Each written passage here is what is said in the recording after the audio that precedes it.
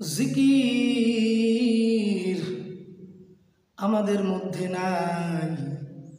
জিকির আজকাল করতেই চায় না মানুষ, অথচ আল্লাহ পাক রব্বুল আলামিন জিকিরের ব্যাপারে নিজেই তাগিদ দিয়েছেন। আল্লাহ বলেন, বেশি বেশি পরিমাণে জিকির করো। আজকাল আমরা জিকির করতে চাই না, জিকির থেকে বান্দা বড় গাফিল হয়ে গেছে।